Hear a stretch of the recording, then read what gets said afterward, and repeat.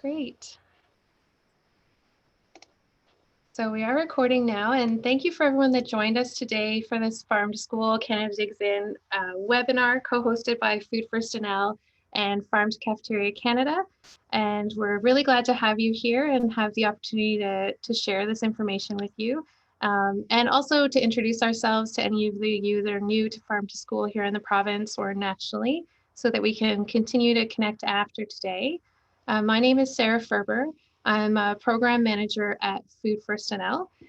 Also administering this webinar is Carolyn Webb, who is the Farm to School lead with Sustain Ontario and Farm to Cafeteria Canada based out of Ontario. And Jessie Veenstra is oh, Jessie, I just lost the window with your title, sorry. She's the director of Farm to Cafeteria Canada. I was gonna say manager and then I paused there. And Suzanne Hawkins, who is a program coordinator here with Food First NL as well. So there's a little squad of us behind the scenes that are really excited to talk to you today about Farm to School. And there will be opportunity at the end for some discussion and questions and sharing of stories. So then hopefully we'll get to connect with those of you that are participating today as well. And then also lots of opportunity to link up with Farm to Cafeteria Canada after the webinar today. So Carolyn, if you don't mind advancing the slide there. So just to kick things off a little bit, I know we are a bit limited in this format, but we wanted to get to know people a bit that are on the line. So I'm hoping that everyone can take a minute here and post in the chat box your name, your location, and if you have any sort of title or organizational role, as well as a seasonal vegetable that you've been enjoying lately. So what's something that you've been looking for at the market or pulling out of the garden that you're really enjoying? So we'll give everybody a couple minutes to do that.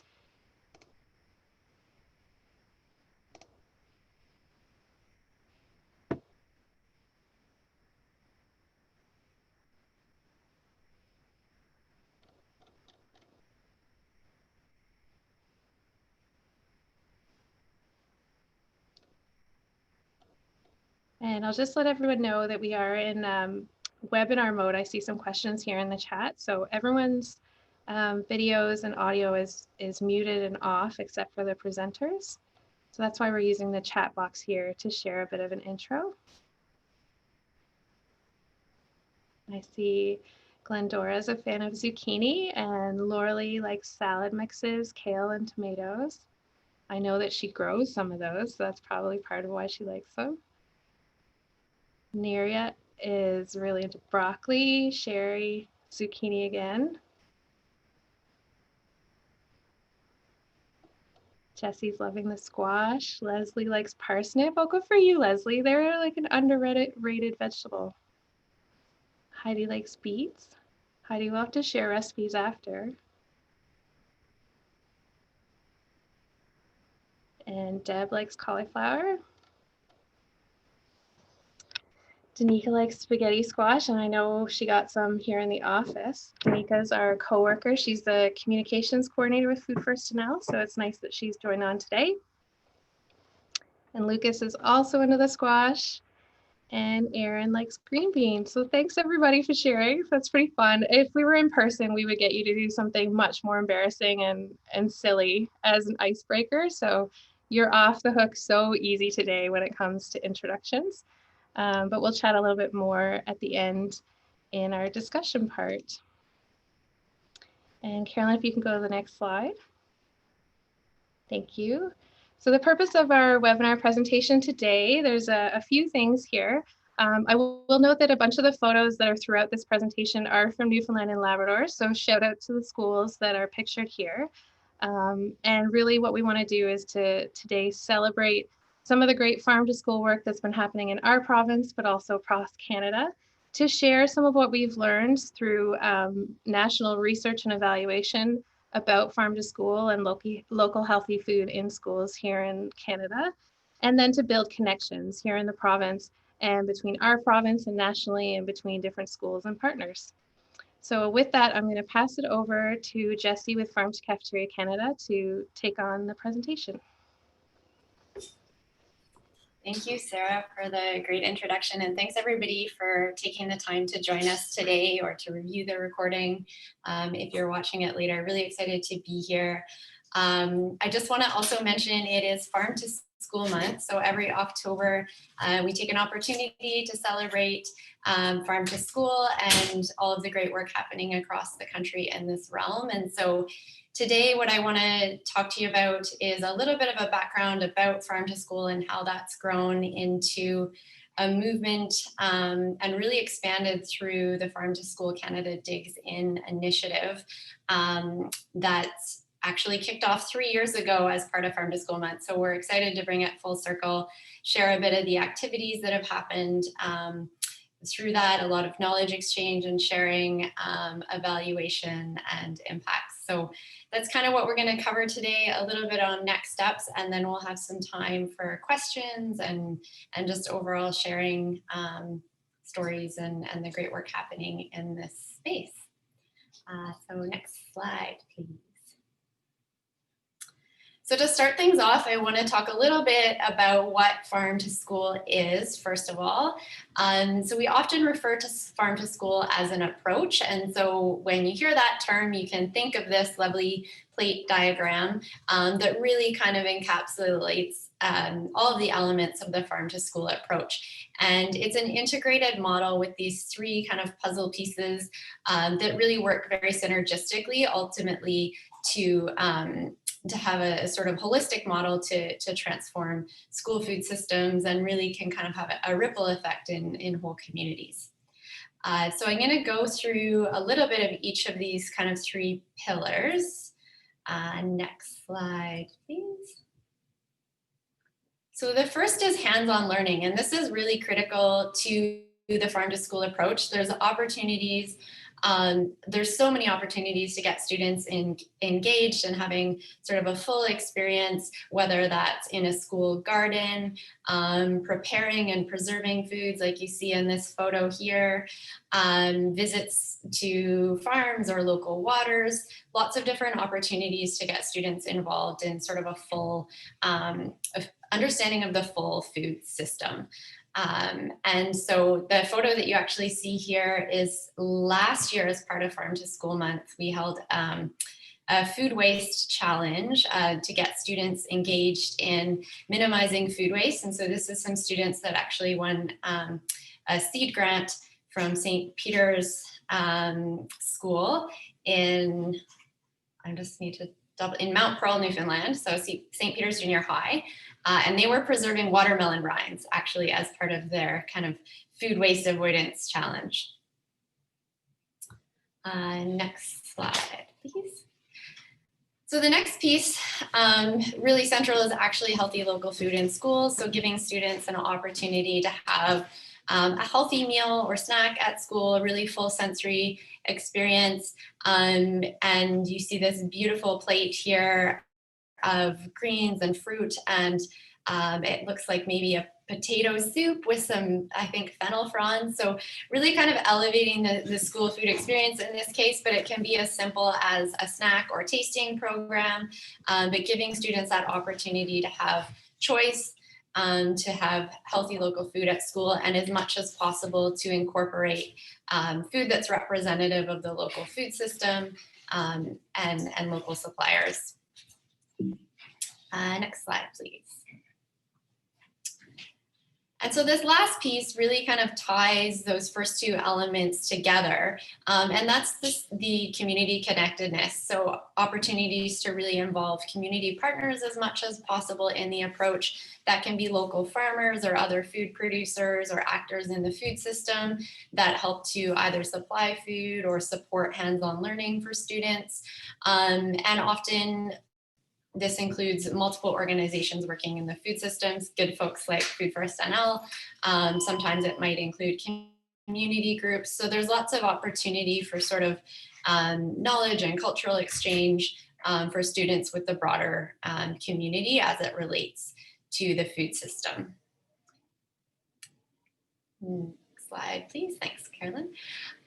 So we often say that the farm to school approach, these three pillars are kind of common across all programs, but the actual way that that rolls out in a school is really variable, and it depends on the regional context. It depends on schools' individual goals, and where they're at with sort of their programs as well. So there's just some examples here of different models of farm to school activities, or how that shows up at school. So we see often lots of school gardening, or even indoor classroom gardening, really great for that hands-on learning piece.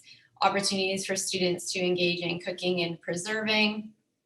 On the healthy local food side, I mentioned snack programs, but also just having really integrated lunch cafeteria programs that offer opportunity for kind of student voice and incorporation of local, local foods.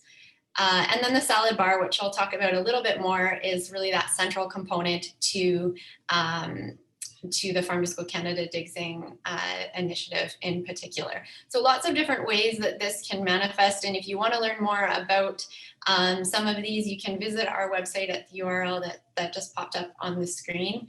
And the last thing that I'll just say about this too is if you go to the site, you'll also see in many communities, we refer to local food to school, and that is an interchangeable term with farm to school. And some communities prefer to refer to it as that as something that's kind of more all-encompassing of all elements of the food system. So wild foods, sea to school, forest to school, but those two terms are really kind of interchangeable. And I'm going to actually pass it back to Sarah to talk a little bit about what that journey has looked like for sort of the growth of the farm to school movement in Newfoundland. Great, thank you, Jessie. So Food First NL has been on this farm to school journey for a little while before we were calling it farm to school. I think probably in around like 2012, 13, we did some engagement with our organization's membership to find out what directions they thought we should be going in. And there was a pretty resounding call for us to be doing more in the school system. So Food First NL started doing a few things. We started supporting a number of school gardens in the province with mentoring, with presentations, with resources that we developed. We also started to do a number of presentations. So we would go everywhere from kindergarten classrooms right up to post-secondary, doing presentations about food security, the food system, local food, all of those things. We, as well as with community groups with children and youth, like Boys and Girls Clubs and summer camps and guides and that kind of thing. So a lot of this work that falls under the farm to school models that Jessie was just presenting, but we didn't have it in a cohesive way, and we weren't calling it anything in particular. It was just bits and pieces. And then we were drawn into Farm to Cafeteria Canada around 2014, 2015. And I think that's been really, really helpful for us as Food First NL in Newfoundland and Labrador to really give some focus and direction and generate excitement about all of this work, because we've tied it under the Farm to School banner. And so since we connected with Farm to Cafeteria Canada, we've done so many things. We've helped to support the 4 farm to school programs that have been funded through Farm to Cafeteria Canada. So there's 2 in on the Avalon Peninsula, 1 in Clarenville, and 1 in Corner Brook. And I'm not sure where the 5th one that was funded this year is. Can you tell me, Suzanne or Jessie? I was in Bishop Falls. In Bishop Falls, great. So yeah, it's Helen Tulk Elementary. Awesome. So we have been able to slowly bring this model into Newfoundland and Labrador. We've done a lot of promotion and engagement around it, supporting Farm to School Month, like Jessie mentioned, every October. So trying to generate some excitement, encouraging schools to participate in the different contests and opportunities and grants and things that come up each year. And then mentoring them if they decide to pursue a Farm to School program. We also hosted a learning lab over the course of 2 years from 2016 to 2018. And that was to get a little bit deeper into the school food system with a bunch of different partners. And we met often over the course of that 2 years and learned a lot together. So that was a wonderful experience. And I think some of you that are on the call today, I saw were involved in that process.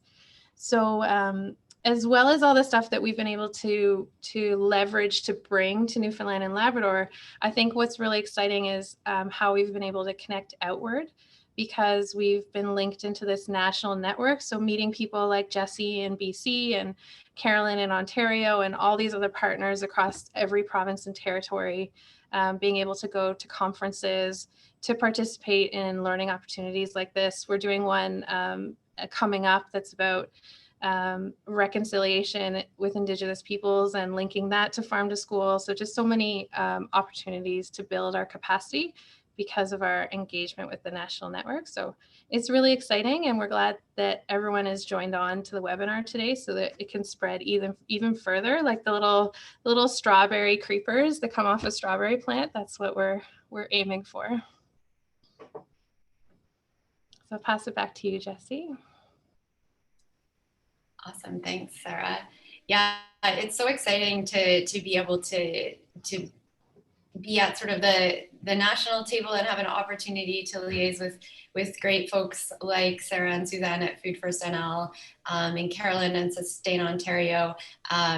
It's farm to school, as I mentioned earlier, it looks different everywhere, and so it's really neat to have that sort of exchange and to see the way that it sort of lands in different regions and different communities. So with that, because of the growth of sort of this work that many folks were doing and continue to do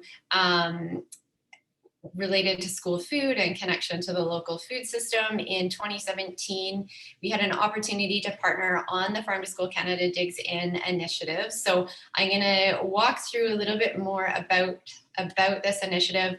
It's a partnership with folks in 5 provinces, so Newfoundland, New Brunswick, Quebec, Ontario, and British Columbia, where we provided grants to elementary to high schools to really roll this program out. So to implement farm to school programs specifically around a salad bar model, and then to grow their capacity over a 2-year grant term through a variety of different means, and then to evaluate that work, because a lot of us sort of live and feel farm to school work every day and see the benefits of it, but there actually to date in Canada hasn't been a lot of comprehensive evidence of the impacts. So we're excited to share some of that with you today. Next slide, please. So this initiative, as I mentioned, is very much rooted in the partnership. So we actually have 11 core partners involved in delivering the project across the country. And so we work together as a team, sharing information about what's happening in our different regions and at the national level. And so this photo here is actually from early in the initiative. We were able to all kind of come together back when we could all come together and do some planning work. And so this is, yeah, I can't say enough just around the value of the partnerships and helping to support this work. And we see Sarah there and her daughter. So in Newfoundland, as Sarah mentioned, Food First NL is our partner, principal partner for the province and the region, and really kind of providing leadership in this particular Canada Digs In initiative, but really the growth of the movement, the farm to school movement regionally. And that role is really important to make sure that it is very rooted in place, and that we're able to support this work in a way that resonates at a regional and community level. And then for Farm to Cafeteria Canada, we just really kind of help to connect everybody across and keep the project management going for both this initiative and the growth of the movement nationally. So this map is a bit of a bird's eye view of the Canada Digs In initiative and participants. And I should note, it's specific to this project. And so as Sarah mentioned, you know, even prior to Food First NL's involvement with Farm to Cafeteria, there's lots of this great work happening. And so that's just to say that that's still the case. There's lots of work beyond this initiative that's happening across the country. And actually, if you visit the Farm to Cafeteria Canada website, there is a farm to school map with currently just over 1,230 schools registering farm to school activity. So if you're interested in that, we can maybe pop a link in the chat box. Maybe you're on the map, and if you're not and you're doing some farm to school work, we encourage you to register your activity on there. But in this case, the map shows the distribution across the 5 provinces, as I mentioned. And we also, through our campus partner, did some work with campuses across 4 of those provinces. But the numbers represented in the green circles are the number of schools that received grants in each of the regions. And so what that looks like in Newfoundland, oh, Carolyn, we can see your screen. Sorry. What that looks like in Newfoundland is, as Sarah mentioned, the 4 schools that received grants, and now actually 1 more with Helen Tulk. So just under $40,000 granted and impacting about 1,200 students. And we're excited to welcome Helen Tulk into the movement to get started this year. Next slide, please. Whoops, thank you. So what the kind of core of the grant and the initiative is, each school received grants of up to $10,000 to implement a farm to school salad bar program. And what that is really a comprehensive program around a meal service that provides students with an opportunity to choose what's on their plate at a salad bar or variation of salad bar service. So many schools get very creative with that. So kind of true to that farm to school approach, it looks different in every school, but all of the programs have an opportunity of providing students that access to healthy local food, opportunity for hands-on learning, and really those community connections being a really big part of the initiative. And so to grow that work and to support schools in that work, yeah, you can go to the next slide. Thank you. We undertook a variety of initiatives, development of resources, hosting of sort of communities and trainings to help keep this movement moving forward. And so in each of the provinces, our partners like Food First NL were really critical to that as kind of being the point organization and point people. So being Sarah and Suzanne, to be somebody that schools could reach out to, call up with questions, troubleshoot on sort of an informal basis, but also to provide the schools with knowledge and awareness of upcoming learning opportunities, to host trainings, and just share generally what's kind of happening in this arena and the broader scale. So a lot of our work at the national level and for our partners has been around that capacity building piece for the individual schools. Next slide, please. So this photo is from about 2 years ago with some of the team members of the grant recipient schools in Newfoundland. So some of that capacity building is bringing folks together to learn and share information and to basically just have a really good time, which looks like was had here at this initiative. And so typically we try to host these trainings and gatherings in the fall as part of Farm to School Month. This year we're just working on that in terms of taking it virtual, but that's one of the kind of fun parts, is creating that sense of community for folks. Next slide, please. I already spoke about Farm to School Month, but this is just to say that it's a great opportunity every year to kind of build capacity, grow the movement. So I mentioned last year was all about sharing information about healthy people, healthy planet, specifically getting folks engaged in curriculum-based food waste reduction and packaging waste reduction initiatives. And this year, of course, is all about evaluation and sharing impacts. Next slide, please. Another exciting part of this Farm to School Canada Digs In initiative was in 2019, we had the opportunity to host Canada's first National Farm to School Conference. And this was building on a conference that took place in 2015 called Changing the Menu, which was sort of the first school food conference. And in 2019, we hosted this in Victoria, British Columbia, and welcome folks from all the provinces and I think at least one territory to join us and learn and share knowledge and experience, which was a really great opportunity. And this photo is from one of the pre-conference workshops that was a wild harvesting, so forest and sea, I believe. And I think Sarah actually took part in this field trip.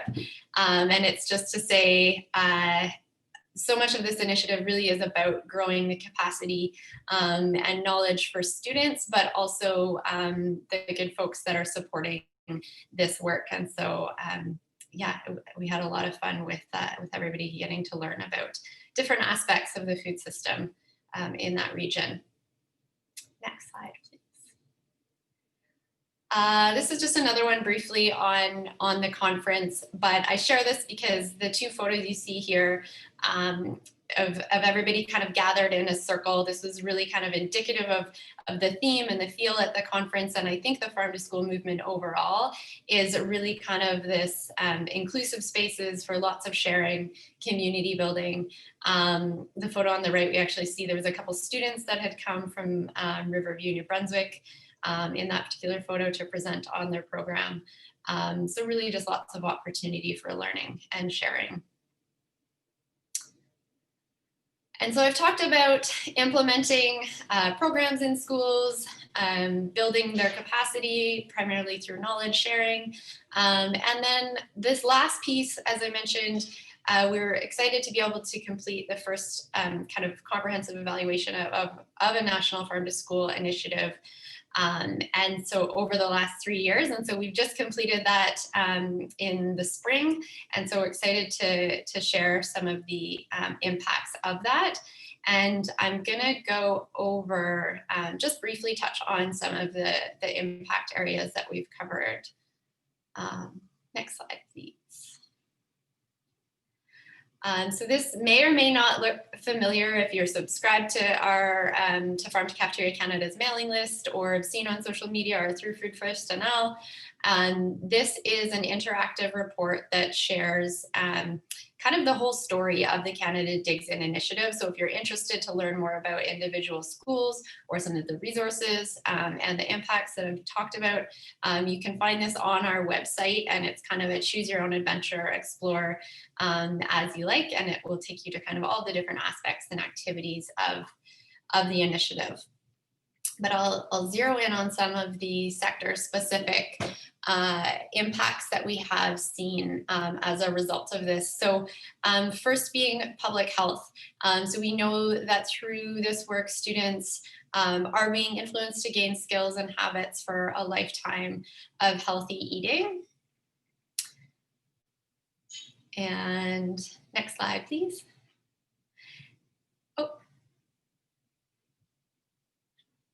There we go, thank you. And so not only are students gaining the skills, but we see that they're actually, schools are reporting students are eating more healthy food at school. They're getting excited about it. I love this photo for so many reasons. But one of the things that I think it illustrates really well is you'll notice how different these two little boys' plates look. And so a core element of the salad bar model, but really Farm to School and the access to healthy food piece is that students really have that sense of agency to choose what goes on their plate. And so I think this, somebody on the left here is really getting a lot of carotenoids through their orange and red filled plate, and then subsequently really empty plates. So again, we know students, when they have that choice, they're excited and they tend to eat what goes on their plate. And we hear lots of reports of students going back for seconds as well. The next piece, education and learning. So we see Farm to School really helping to bring curriculum to life. You can teach almost any subject matter, as I'm sure many folks on the call even know.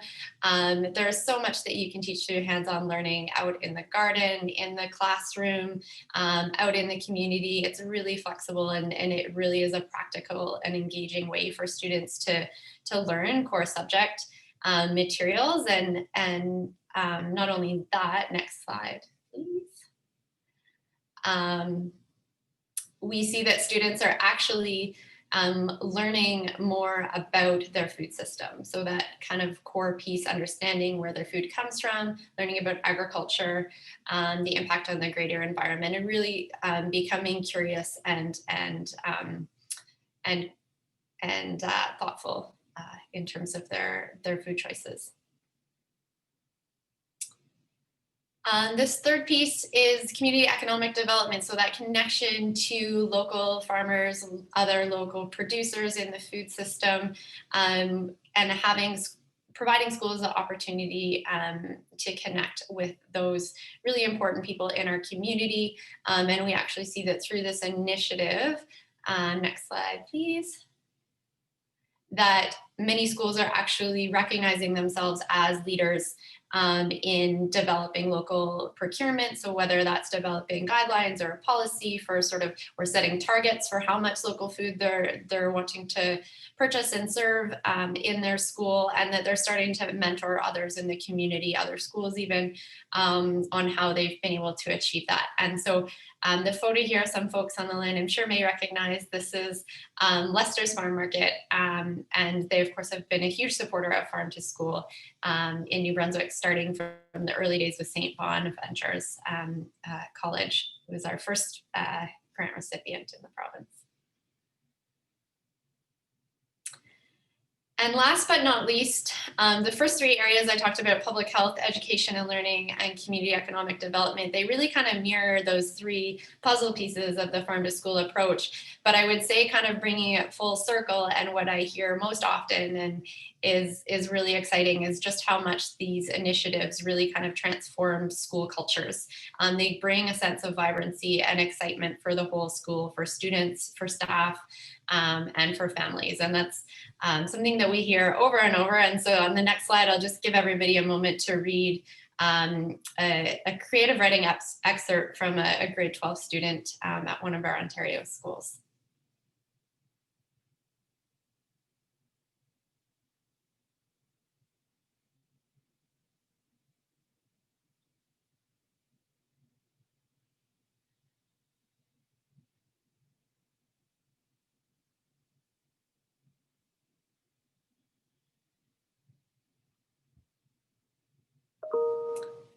So I think this really just kind of sums up a lot of these impact areas in one, in terms of students and the whole sort of school excitement, but they're learning about what new foods are out there and to try, and bringing these things home, and getting sort of the curiosity and inspiration to try things at home and share it with their families. And I think that's just really representative of what's possible with these initiatives.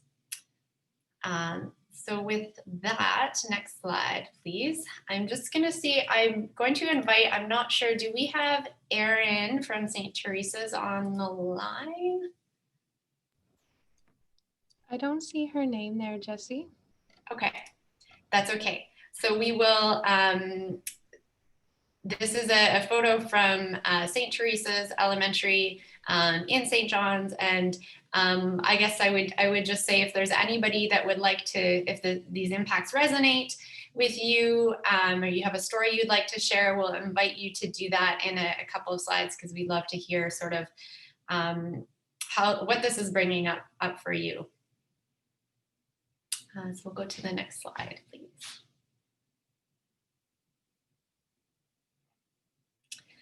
So the last piece of the evaluation, just that I'll touch on, that we conducted, was actually to connect with our partners and understand how the partnership was working, sort of in terms of helping to facilitate this initiative across the provinces and the country.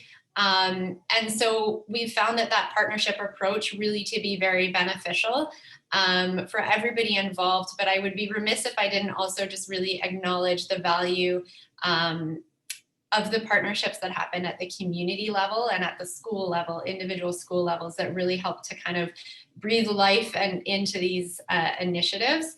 It's so important, and so that's another area that we'll be looking to explore further, is really to kind of get to understand how those partnerships work at the community level and the value of them. Next slide. So if you would like to learn more about some of the impacts, this is a screenshot from the interactive report that I shared earlier. So you can access individual downloadable PDFs for each of these sector areas, as well as one for each of the provinces that has participated in the initiative. And I encourage you just to explore these as you like. Please feel free to share and reach out if you have any questions. So in terms of next steps, we mentioned that we have a new school in Newfoundland, and in fact, and I apologize, Carolyn, you're going to have to hit the mouse a lot of times here. So we have 34 new schools across the country, including adding schools in 4 new provinces, as well as in Nunavut. And so we're excited to welcome them on their grant journey for the next couple of years. We know it's going to look quite different, both for them and for the former schools that are maintaining their programs. But we're working to support and adapt them. And I think the exciting piece is that there's still so much energy and passion in a lot of senses, probably more than ever, to be able to help strengthen our local food systems and their resiliency. And so one of the ways that we're looking to do that, this graph sort of illustrates a bit of the growing number or sort of growing and ripple effect of grants that Farm to Cafeteria Canada provides that can happen in school communities. And so the Canada Digs In initiative is really kind of at the center of this, the green circle, and it's been about capacity building at the school level. But our hope is to provide grants to sort of meet schools where they're at, whether it's just getting started, so with a seed grant, growing the capacity within their individual school, and then finally multiple schools and community members working together. So Sarah mentioned the example of the Learning Lab that took place in St. John's from 2016 to 2018. That is a great example, and if you'd like to learn more about learning circles, there is the Learning Circle guide on the Farm to Cafeteria Canada website as well. But that's a model we'll be looking to roll more of out across the country as more and more schools kind of grow their capacity and seek to work together. Next slide. So the last thing before we get into some time for discussion and sharing, I will just leave you with, I mentioned that Farm to School Month this year is all about not only celebrating the impacts of the Canada Digs In initiative, but also recognizing that we have lots more of exciting work to do in this realm. And so we are currently in the process of developing an evaluation framework. And maybe, Carolyn, do you want to say a little bit about this? Because Carolyn's actually leading this piece. Sure, thanks, Jessie. And hi, everyone. Get to show myself. Oh, I'll get out of this end. Yeah, the evaluation framework is an opportunity to really hear from people.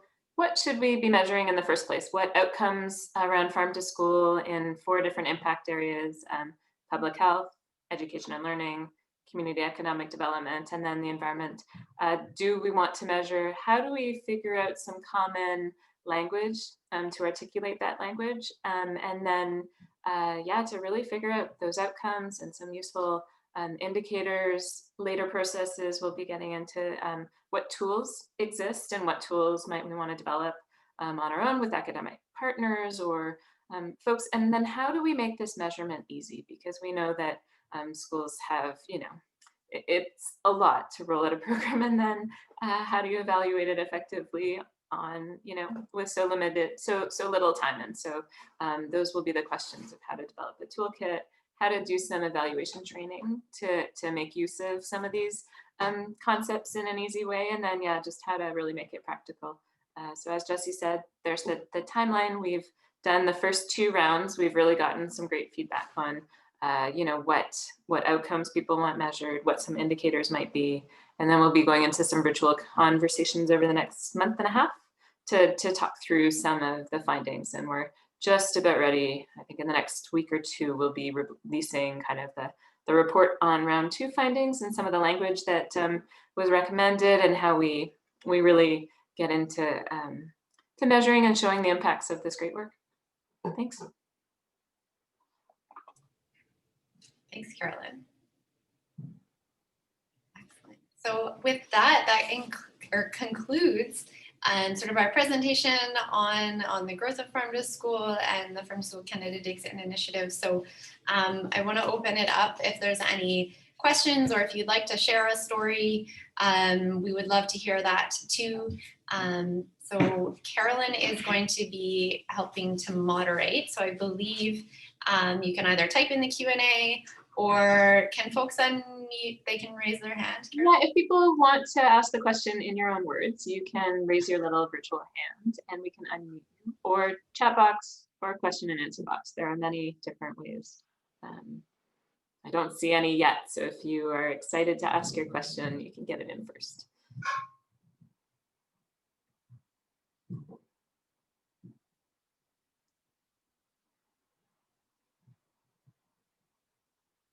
Does anyone have a story around the photo that's in here? Sarah or Suzanne, do you know?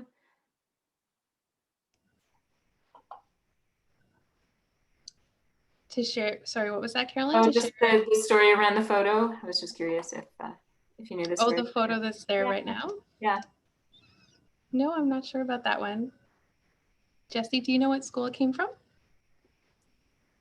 I think it's Immaculate Heart of Mary. I think it was in the background of all the yeah, with the fun little props. Yeah, exactly. Okay, yeah. So that's Immaculate Heart of Mary. So they're in Corner Brook. Yeah, very nice. Okay, so we do have a question. Thank you for starting the questions. Would love to hear if and how you've worked with the School Lunch Association and Kids Eat Smart. Yeah. Yeah. Yeah, I was going to say, I'll pass that to you, Sarah. Yeah, no problem. So we've worked quite a lot with School Lunch Association over the years. I'll start with them. They were involved initially with us in the Learning Lab process. So that was a 2-year process where we met with a bunch of different partners roughly every 6 months or so. And that was about trying to shift the school food landscape. So we did a number of things as part of that Learning Lab.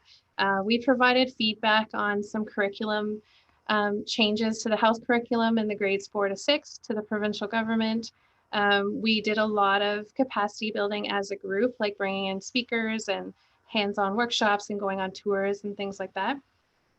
And we talked a lot about the realities of the challenges and the roadblocks that we face within the school food system and how we can address those things collaboratively. I think one of the biggest things that came out of that Learning Lab was the partnership building. So School Lunch Association was a part of it. Both the former director, Ken Hopkins, and some of the other staff there. And through that process, they were connecting with regional nutritionists, with wellness coalitions, with other schools that were outside of their network. And I'm hoping it gave them a lot of inspiration and skills building. And then they did, after that, make some endeavors into local food procurement that were new in partnerships with Leicester's Farm Market. And now a couple of schools that use School Lunch Association, St. Teresa's and Clarenville Middle School, are 2 of the schools that were funded for farm to school salad bars in the last round through Canada Digs In. And so School Lunch Association is providing those farm to school salad bars as part of their lunch service. And so it's really neat to see that incorporated. They've traditionally had a hot lunch model and a universal lunch model. So it's pay what you can. And so it's really wonderful to have this like all you can eat self-serve healthy salad bar incorporated into that. It's looking a little bit different these days because of COVID and different restrictions, but it's still happening and using those local products. So they have been able to make this model work within their schools. And I think they are open to doing it with more schools should they decide to pursue a program as well. And then with Kids Eat Smart Foundation, Food First NL is a longtime partner and collaborator with them. So I know they've attended some of the things nationally that we've been a part of, linked into the Farm to School movement. We've provided resources and invited them to participate in different activities and, connected with them in a lot of different ways. So the way that their programs operate in the schools are more individual to each school. So definitely some of the school breakfast programs are excited about local food and using local berries and vegetables and things like that where they can. Super. Thanks, Sarah. Question for Sherry. Is this salad bar typically once a week? Great question. So it varies depending on the school. So typically kind of prior to COVID times, we ask schools on a year where they're fully up and running to host it 20 times a year at minimum, which works out to about twice a month.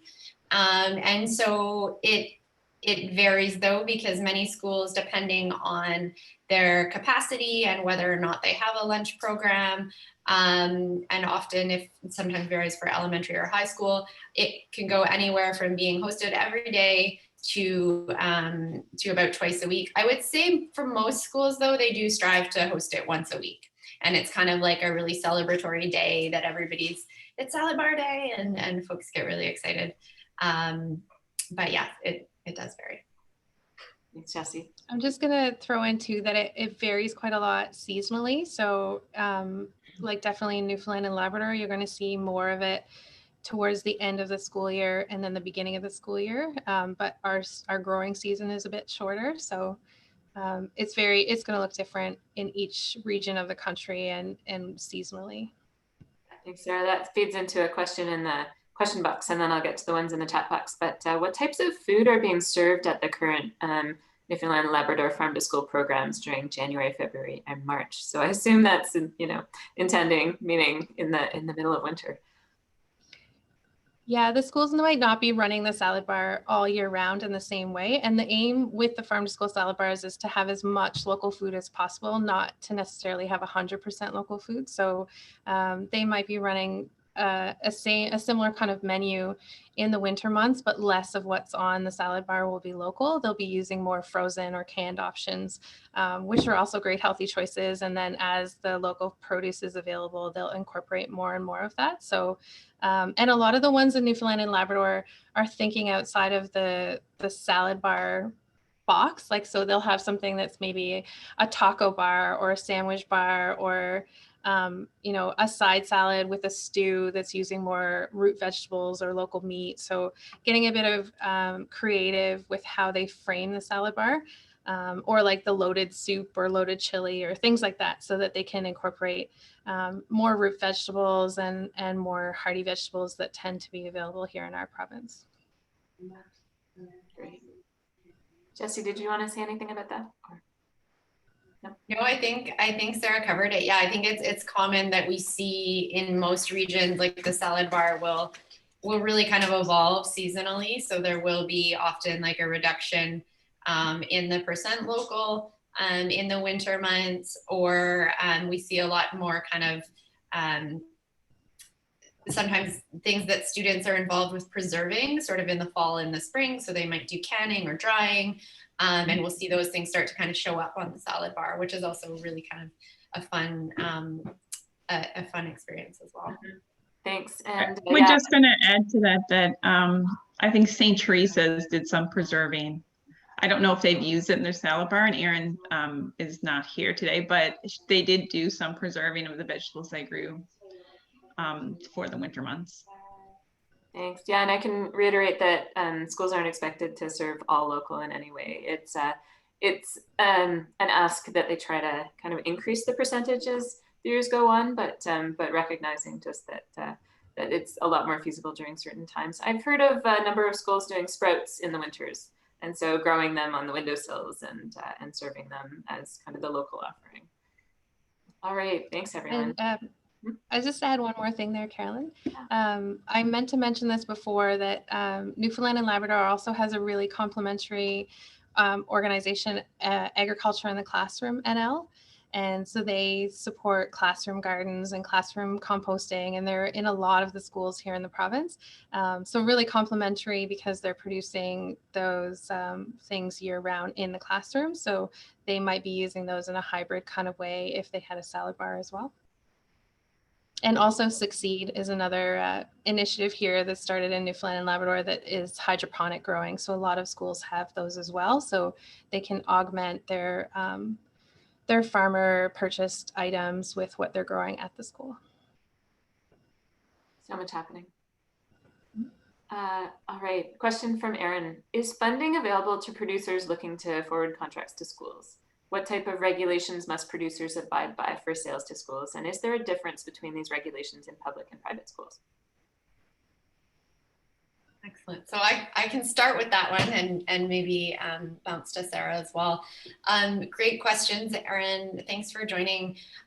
We have, at this point, not any funds through Farm to Cafeteria Canada grants that go directly to farmers. That being said, it is something we're exploring because they are a really critical piece. Of course, it is farm to school. And we know that that is one of the challenges. We've heard from our evaluation that one of the challenges in particular for schools is kind of that actually getting in terms of the logistics and purchasing is actually getting the food from the farmer to the school. And so we need to, I think, work on both sides of that and help to determine systems that work for everyone. One of the ways is to approach that in a great way where farmers have become involved. And we have some examples actually of a learning circle that's running here in the Comox Valley on Vancouver Island.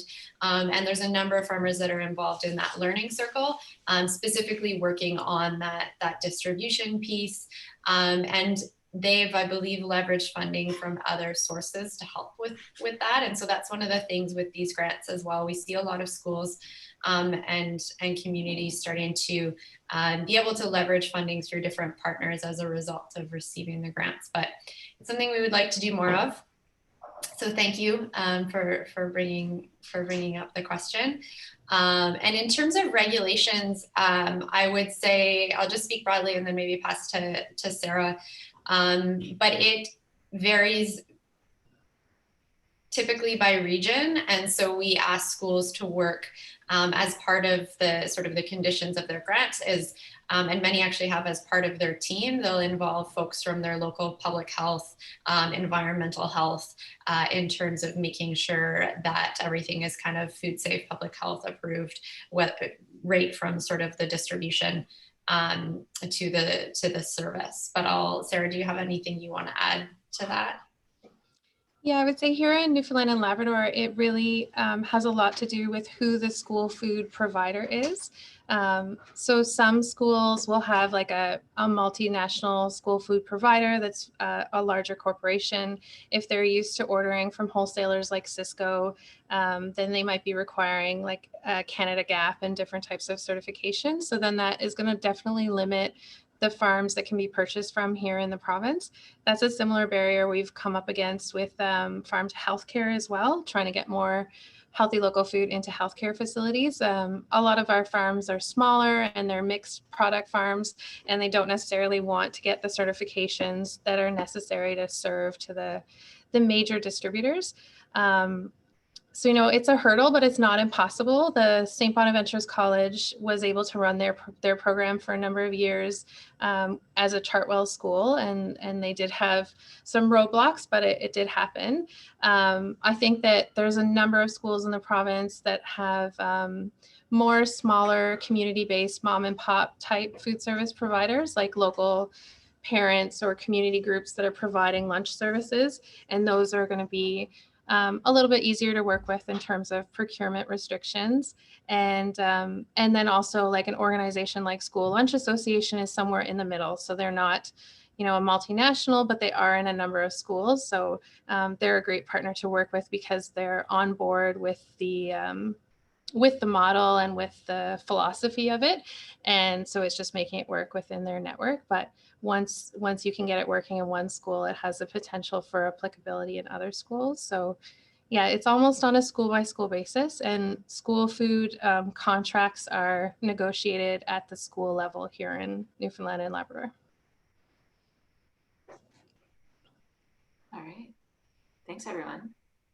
We have about 4 minutes left, so likely time for this one question and then maybe another if somebody has one. But I only see one question left. So having grown up in a rural setting, I was shocked going to university and meeting people who had never seen a cow in person before. Do you see large differences between urban and rural students in these programs? I don't know who might want to. That's a great question. I almost wonder, Carolyn, if you have any thoughts on that, because being the lead in Ontario, I feel like we have students in sort of Toronto and the GTA, and then we have some really rural schools. Have you heard any stories?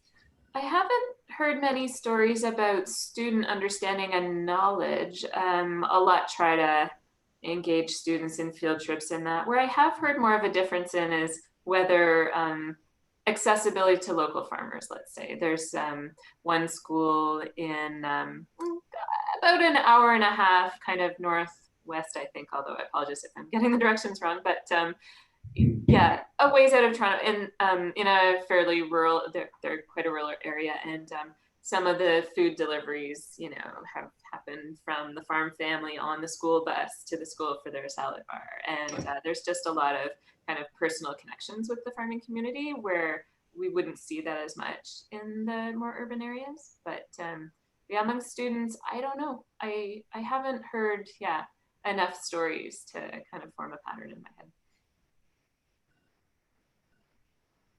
Sarah, Suzanne, how about you?